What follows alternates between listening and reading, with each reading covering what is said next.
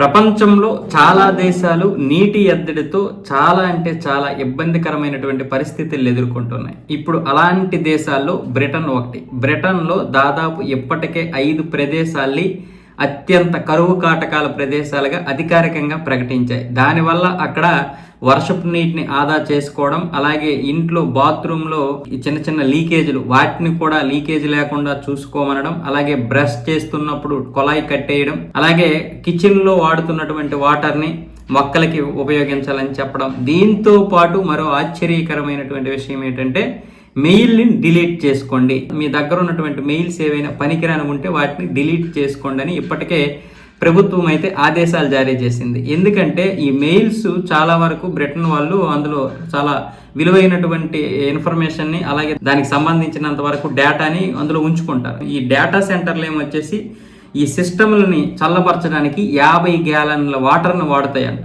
దానివల్ల అది 25,000 నుంచి 50,000 మంది జనము బ్రతికే ఒక పట్టణానికి సరిపోయే వాటర్ అంటది.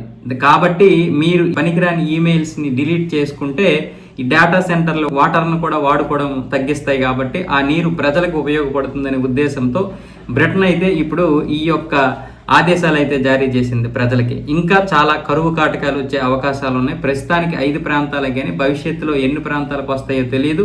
వర్షపు నీటిని వాడుకోండి. అలాగే రాబోయే వేసవి కాలానికి మాత్రం తీవ్ర ఎద్దడిని అయితే ఎదుర్కోవాల్సి ఉంటుంది. ప్రజలందరూ కూడా ఇప్పటి నుంచే జాగ్రత్త వహించండి, అన్నిటికీ సిద్ధం కండి, ప్రతి నీటి చుక్కని కూడా ఆదా చేయండి అని బ్రిటన్ ప్రభుత్వం అయితే ఆదేశాలు జారీ చేసింది.